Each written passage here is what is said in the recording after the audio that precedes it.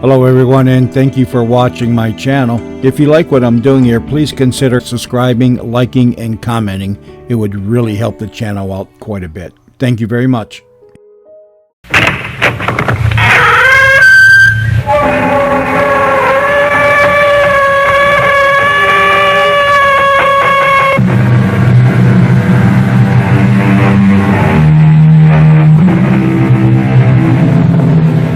Come in.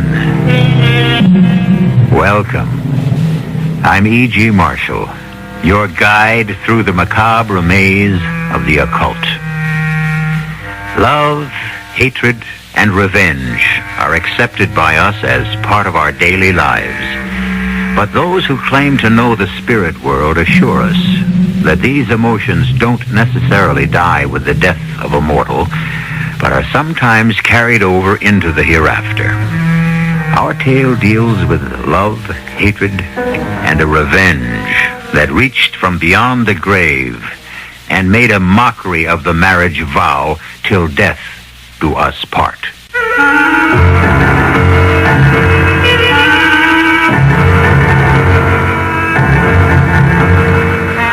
Our mystery drama, An Identical Murder, was written especially for the Mystery Theater by Murray Burnett and stars William Redfield and Elliott Reed.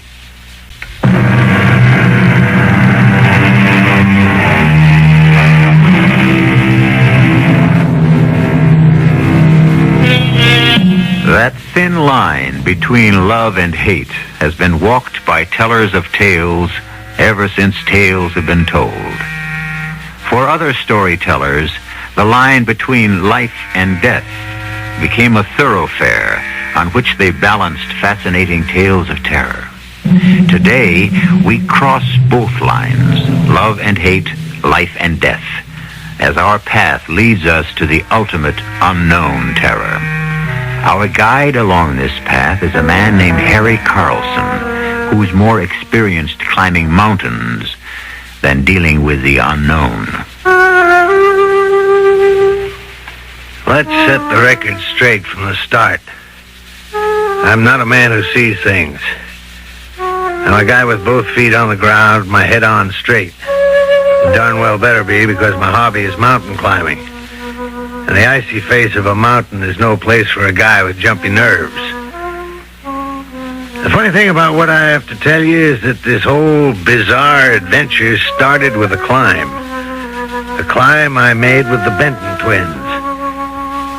I remember the three of us sitting in the warm tap room of the Regenhof talking about the climb.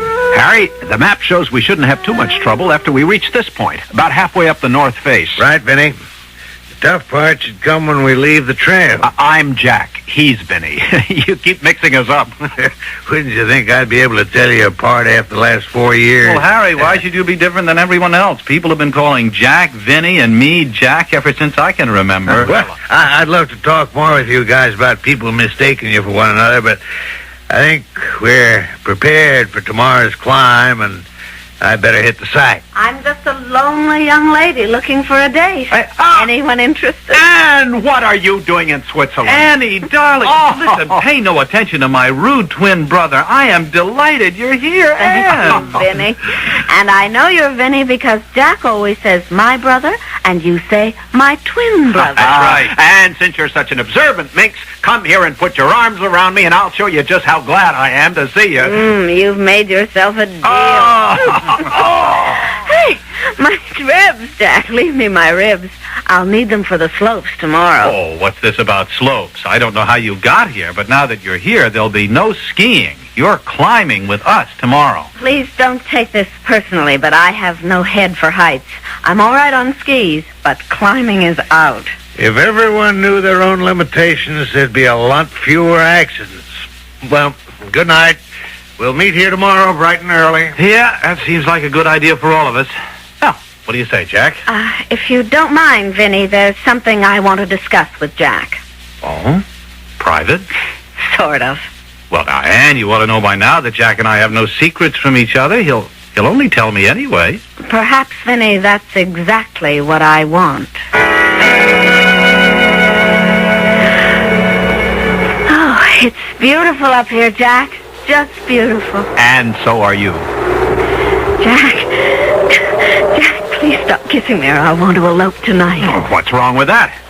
Vinny. Oh. From the conversation back in the tap room, I gather you hadn't told him about us yet. That's right. Are you going to tell him? You know I am. It's just... Well, you know how Vinny feels about you, and he is my twin brother. And don't I know it? What's that supposed to mean? That I love you, not Vinny.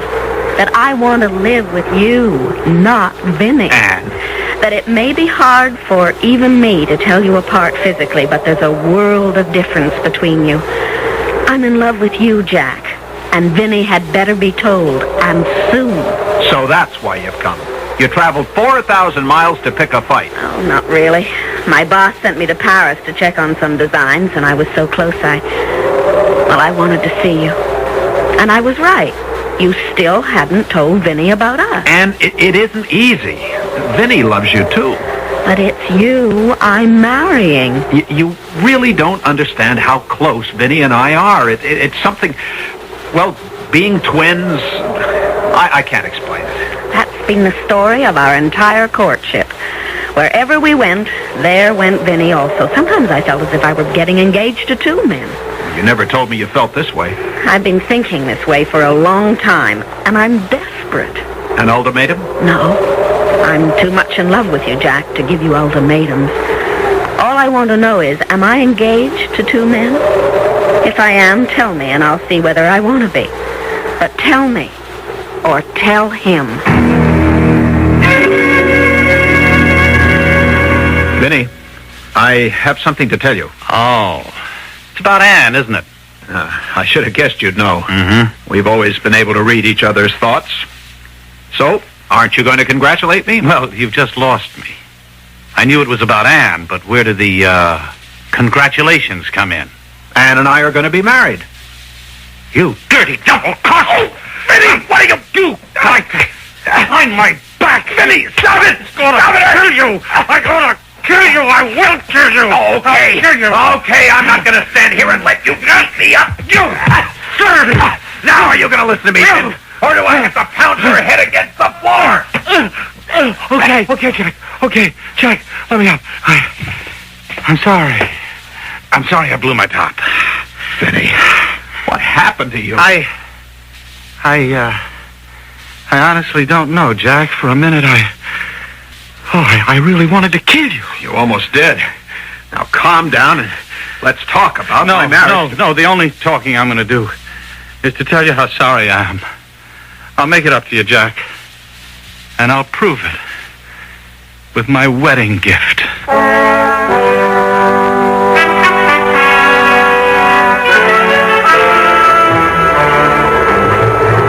How you doing, fellas? We're okay, Harry.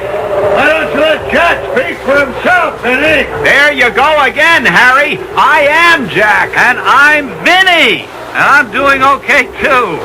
How far are we from the summit? I'll keep you straight somehow. Jack's the low man on the line, and Vinny, you're next, right? Right. How far from the summit? Not too far. Couple 100 feet or so. Uh-oh. Trouble? Yeah, a little. Oh, what is it? There's a pretty easy path to the summit, but to get there, it looks like a tough traverse right in front of me. How tough? I don't know. But I don't want to get you guys started on it until I do a little more exploring. Well, how long do you think it'll take? Oh, not too long. I don't want to untie my rope. You guys be all right? We'll be fine. Hey, the wind seems to be getting stronger. Yeah, it is. And a storm can be real trouble. Maybe we have to forget the summit and start back down, huh? No, let's give it a try, Harry. Go and take a look at the traverse. Okay. But watch yourself. Vinny, you hang on to my rope. All right. I'll tie on again when I return. Hey, that wind's really rising. You okay, Jack? Fine, Ben. How about you? Well, I'd like it better if we were a little closer together. Can you come up a few steps? Why not? Hang on to the rope. Right. Hey, Ben, don't let the rope go slack. I'm having trouble. I'm slipping. What's that? I can't hear you. Ben, I can't get a foothold. I'm slipping. The rope, Vinny. Help!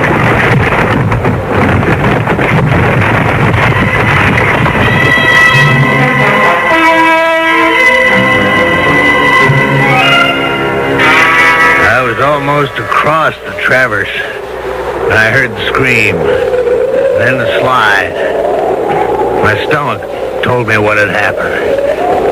I looked, and I saw the one man clinging desperately to the face of the mountain, the empty rope dangling from his waist. Hang on! I'm coming to get you! Hang on! I couldn't help it. I tried, but he was gone before I could get the rope around me to hold him. Don't think about it, Vinny. Just hang on till I reach you. I'm not Vinny. I'm Jack. What? Wasn't Jack below you? I could have sworn that Vinny was where you... Vinny's gone. Dead. And I'll be following him unless you get to me. You can call me anything you want, but whatever you call me, the fact remains that I'm Jack. And Vinny's at the bottom of the mountain.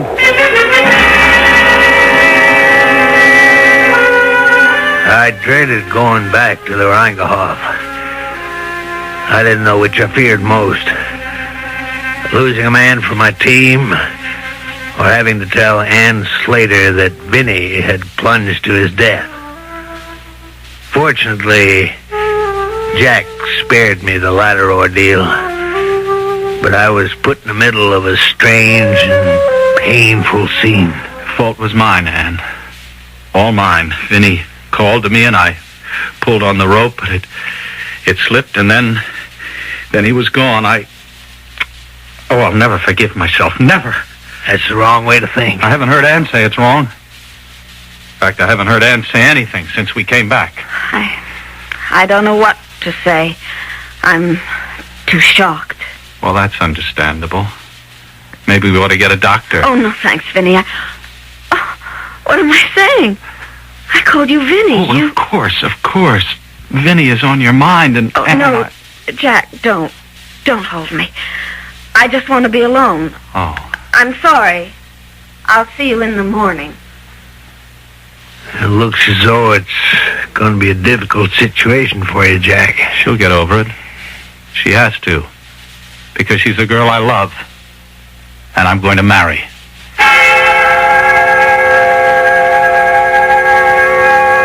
A few months passed. I expected to read the announcement of the wedding between Jack Benton and Ann Slater, but all I heard was that they were seen around town together and no date had been set. Until one day at my office, I looked up and Ann Slater stood there. Only she wasn't the vivacious, laughing girl I remembered, but a frightened, confused woman on the razor edge of a breakdown. I'm sorry, Harry. Really sorry. I shouldn't have come, but Oh, you don't think I'm crazy, do you? No, Ann, sit down. Let me get you a drink. You were there. You're the only one I could think of who might be able to help. Brandy, coffee. He's dead, isn't he?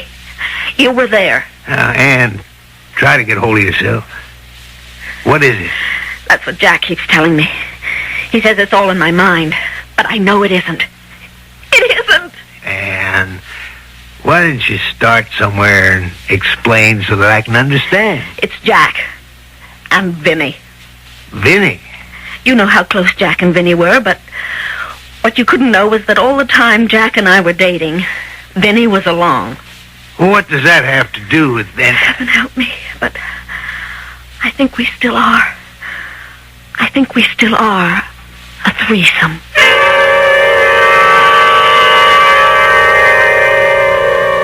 According to medical science, identical twins have the same heartbeat, the same skin, hair tones, and if you took a voice print, you would find that although the voice might vary in pitch and timbre, they would follow a somewhat similar pattern.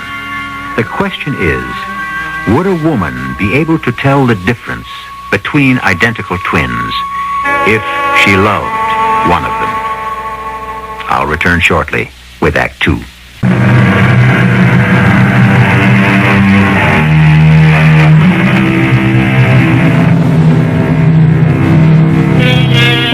Two's company and three's a crowd.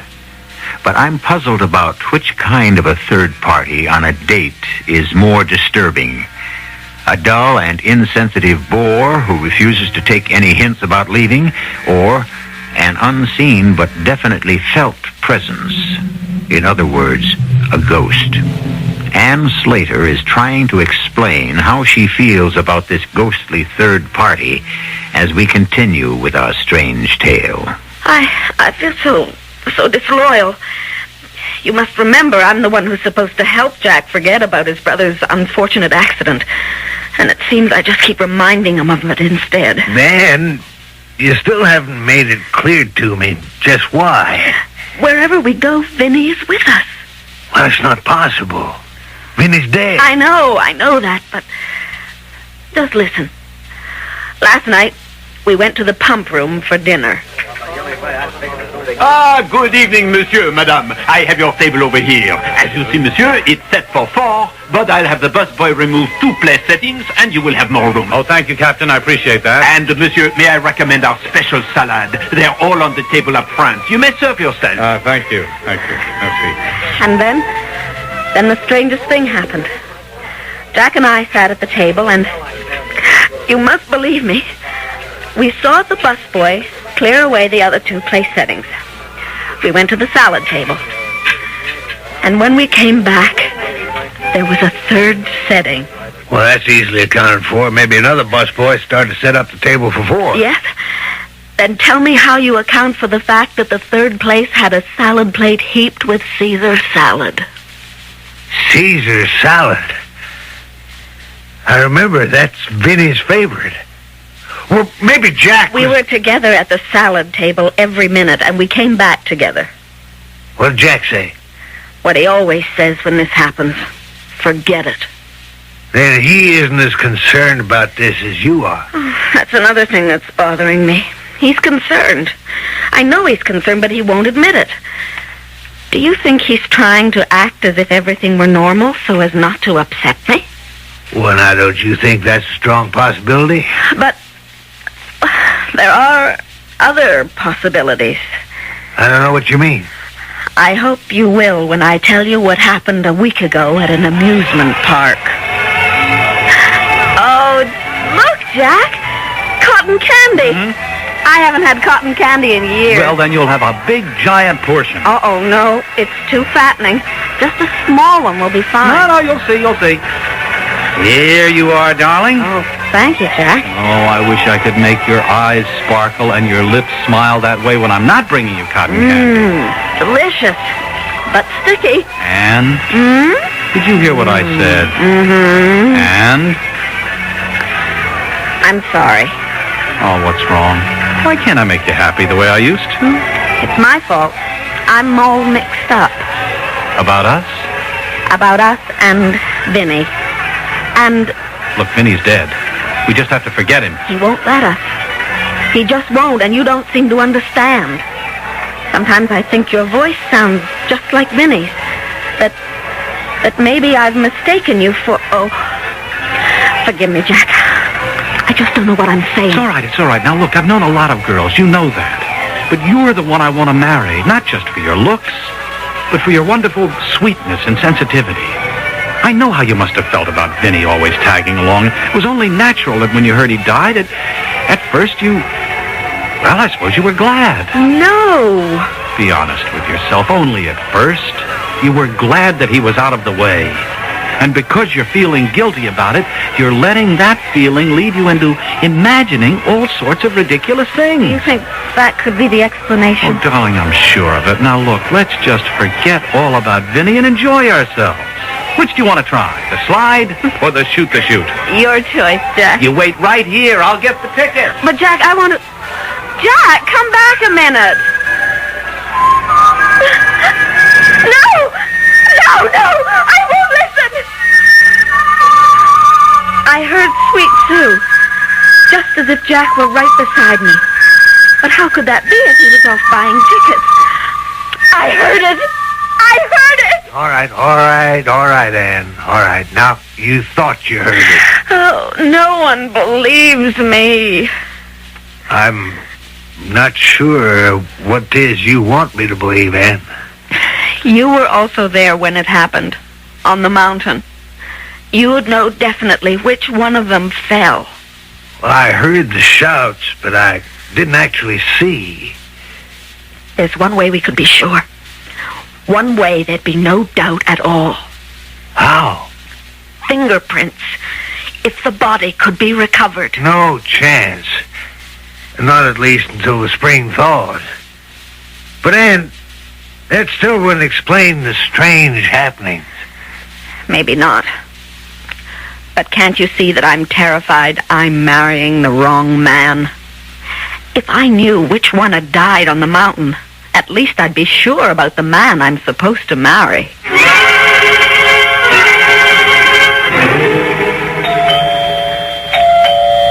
I'm coming. Jack! Hi. Didn't you get my note? Oh, you bet I did. That's why I'm here. All right, now, what's this about your taking a trip? I said it in the note. I just have to get away for a while and think. Where are you going? I didn't tell you because I didn't want you to know. Ann, what's happened to us? That's what I'm going to go and try and figure out. Look, you're not going. What? I mean it, not without me. I love you. I love you more than life itself. Jack, that's very sweet. But if you do love me, you're going to have to let me get away for a short while to get my head straight. Well, what have I done to you? I'm afraid I've done it to myself, Jack. It's not you. All right, well, look, may I have a cup of coffee? It will have to be instant because I don't want to miss my plane. Okay, instant. Lucky I left the kettle out. I've put most of my other pots and pans away. Look, if it's too much trouble, don't bother. It will only take a minute.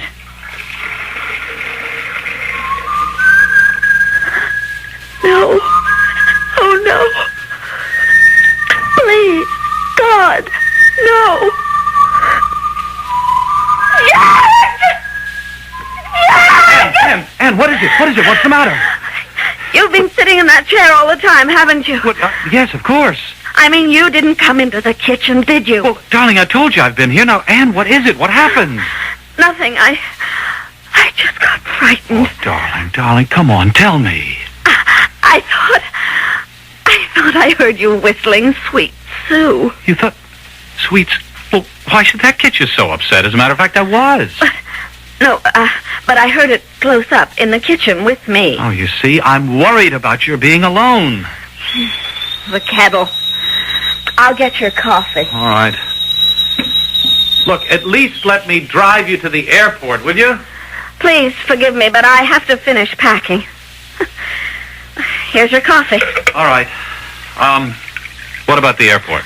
Let me think about it while I pack. 3 valises? How long are you thinking of staying? Until I feel I can handle the situation. You can close the one on the love seat. All right. Is it all right if I put my coffee on the night table? Be my guest. Your guest. I'd rather be your husband. Oh, love. When are we going to get married? I always forget my toothbrush. No, there it is. Look, Ann, did you hear my question? I heard. Well? Let's go back into the living room. All right. What about the other valise? I'll leave it. I may have some last-minute things. Now what? Look on the table. Right there on the table. What? You mean the coffee cup sitting there? And the lighted cigarette. I don't smoke. And you haven't lit a cigarette since you came in. Now I know I brought only 1 cup in from the kitchen, and you left it on the night table in the bedroom, so how can you... Now, Ann, calm down, please. Now you know why I'm going away. And you also know why I may never come back. I just can't go on like this, Jack. I can't.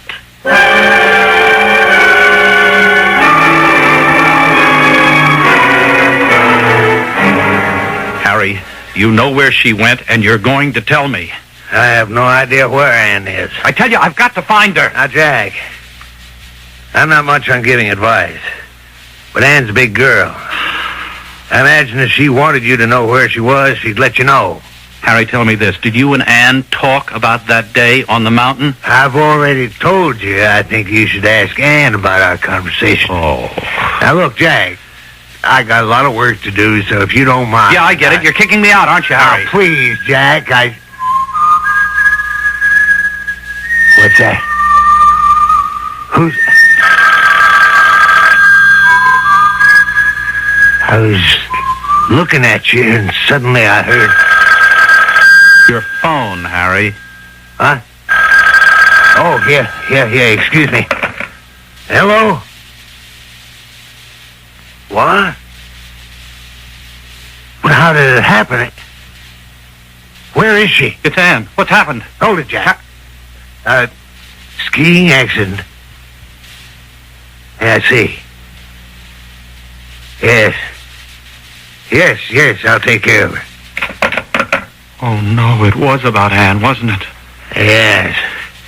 She's in a skiing accident, but she's all right. She asked the hospital to call me. All right. What hospital? Where? Jack, she called me.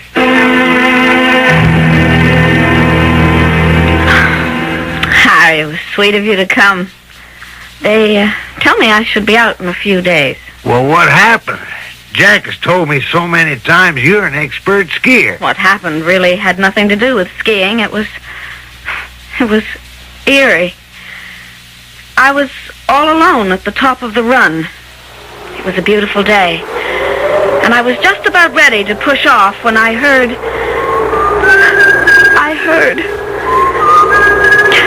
I looked around, but I was alone, and then I heard someone whistling.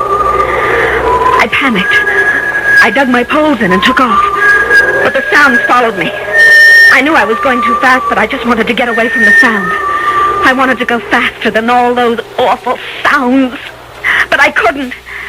And then, well, I never even saw the tree I hit. And I have something to tell you. When that call came from the hospital, Jack was with me in my office. He knows about your accident. Oh, well, I don't suppose I could have kept it a secret. Ann, are you all right? I got here as fast as I could. I should never have let you go alone. Hello, Harry. Ann, please. Are you all right? Jack, I will be in a few days. Oh. The doctor says it isn't serious, just a mild concussion. But, Jack, you shouldn't have come. Oh, that's where you're wrong. Not only am I here, but I'm going to stay until you get well, and then we're going to get married immediately. Jack, don't you understand that the reason I went away was because I wasn't sure about... Well, I'm sure. Darling, I'm sure you need me, and from now on you'll be with me, and I'll be here to solve all your problems.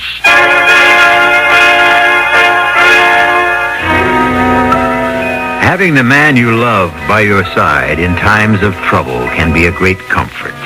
But it also can be greatly disturbing if you're not sure whether the man by your side isn't the wrong man, the wrong twin, and perhaps even a murderer. We'll be back shortly with a resolution of our Ann's dilemma.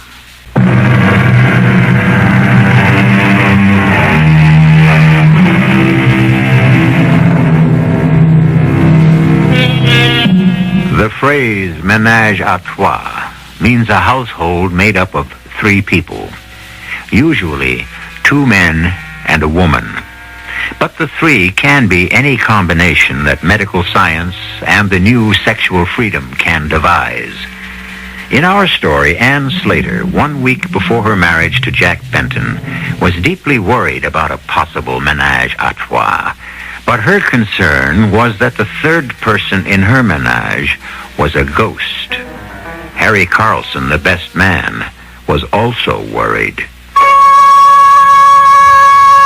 I certainly didn't relish the idea of Jack Benton asking me to be his best man, but my guilt over the death of his twin brother left me no choice.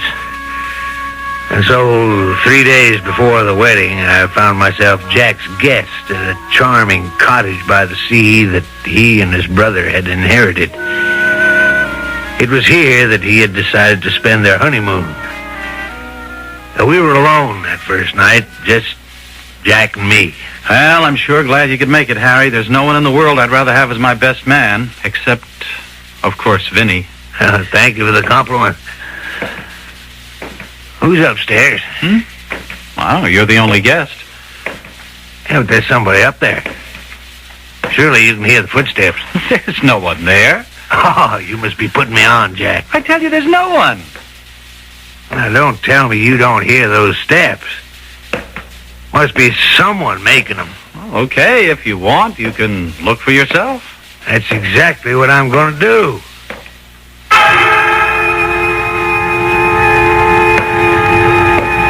Hello?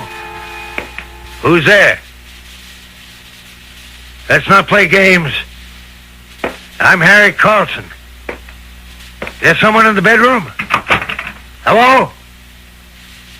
Hello? Jack? You up here?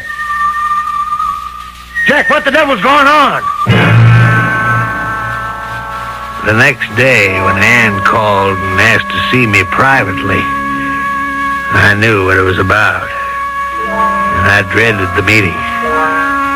But there was no way out. I met her as she asked at a little restaurant overlooking the sea. We can't look at the ocean, but this table's far enough away from everyone so that we'll have some privacy. How are you, Ann? You look completely recovered. Physically, I'm just fine, but mentally, Harry, I just have to find out if I'm going crazy or... You've spent a night with Jack in the beach house, and I want to know if... If I heard anything strange. Yes. Whenever I'm with Jack, I don't know how exactly to describe it. There's always a feeling of another person, a presence, someone else there. Did you feel that too? You're not crazy, Ann. Oh, thank heaven. You felt it too. Harry, I think you saved me. From what, Ann? Sometimes I'm absolutely sure that the man I'm going to marry isn't Jack, but Vinny. Now I know what I have to do. I'm going to call the wedding off.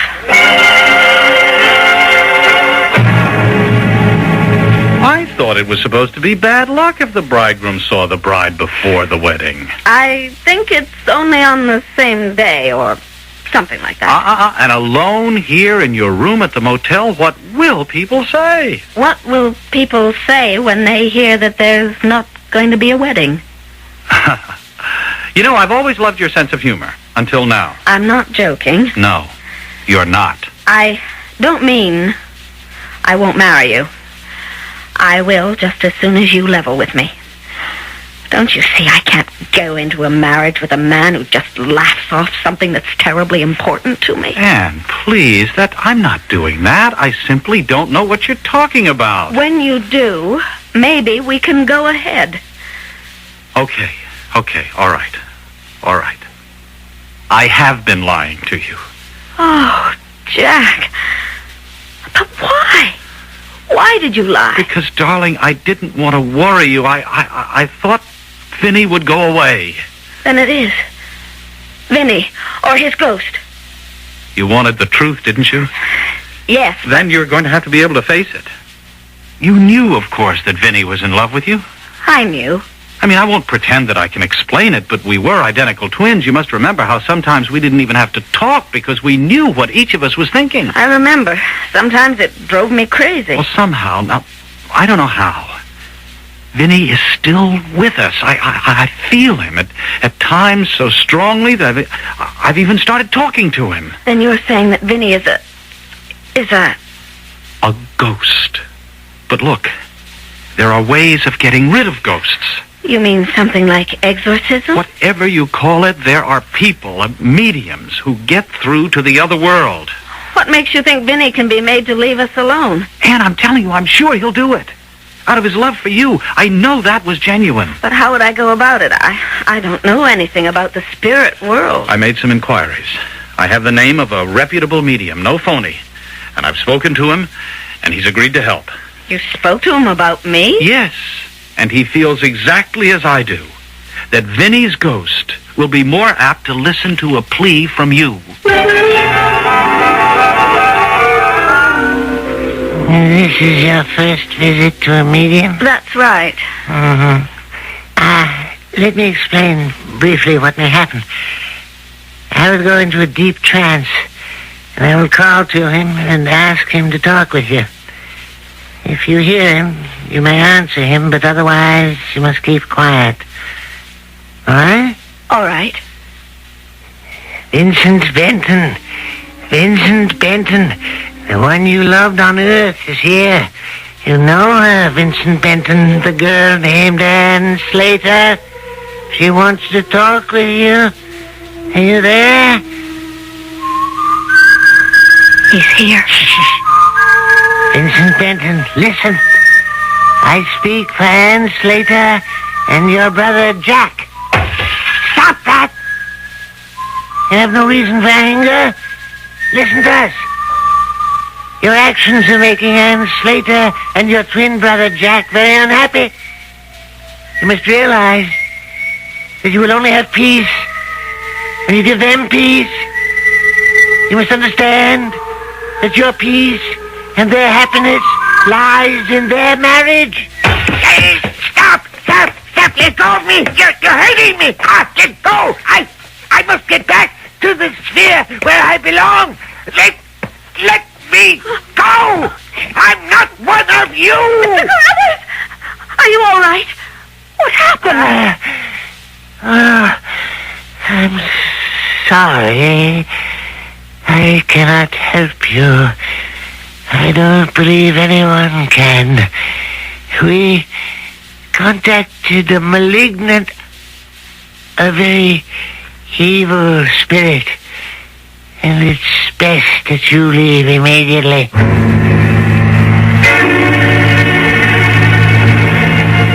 And the wedding took place just as planned. As I followed Jack and Ann up the aisle, I felt the hair on the back of my neck stand up. I looked around. Everything seemed perfectly normal until Jack took Ann's hand. Oh, your hand's like ice, Jack. Harry, do you have the ring? I handed Jack the ring, and suddenly my blood ran cold, because very faintly I heard it. I knew that Anne had heard it too, because I saw her lips tighten. But her hand was steady as the ring went on her finger.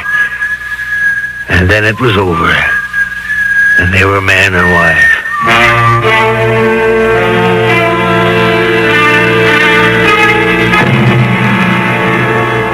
At the reception after the ceremony, I was only counting the minutes until the last guest left, and I could also decently leave. Nothing more had happened, but I still desperately wanted to get away. After what seemed an interminable length of time, only Anne, Jack, and I were left. I took Anne aside to offer my good wishes. Thank you, Harry. Thank you. I owe you a lot. Oh, you don't owe me a thing. It's just... you sure everything's going to be all right? You heard the whistling at the ceremony, too. Don't worry. Jack and I have made up our minds. We'll be fine. Yes. Yes, I'm sure you will be.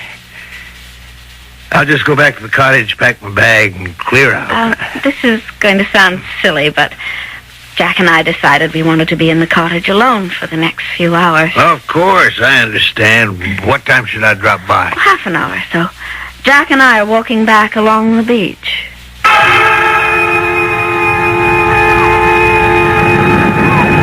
I don't ask you to believe what happened next. I only tell you what I saw with my own eyes. I stood on the steps of the church, and watched them walk on the wooden planks that had been laid along the beach to form a crude boardwalk. Their backs were to me, and Jack's arm was around Ann's waist, when suddenly, I'll swear, there were two arms around her waist, and one of them was encased in ice. Why is it suddenly so cold? I think the wind has come up. I don't feel any wind, but Jack, I'm freezing. Let's walk faster. Darling, I can't. Look, you run on ahead and light a fire, will you? I'll be along in a minute. Don't be long. I won't. Jack, please let me go. I really tried. I tried to throw you the rope. Look, believe me. You know Anne would never have married me. I had to take your place. It was better for Anne.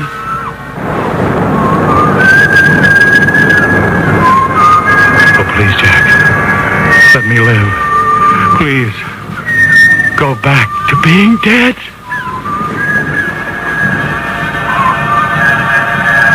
And as I watched, the arm encased in ice grew to a whole man, who with his icy arm locked around the bridegroom's shoulders, led him inexorably off the planks and across the sand and into the sea, where they both disappeared from view.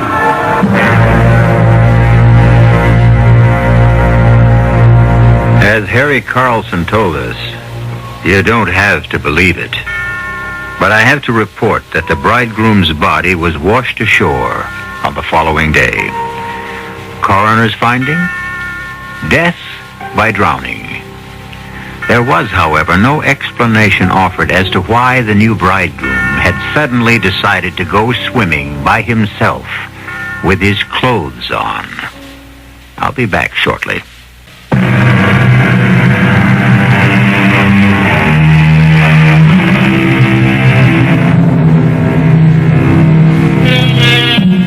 Castor and Pollux, the heavenly twins fixed and immutable in the sky, made a bargain with Zeus.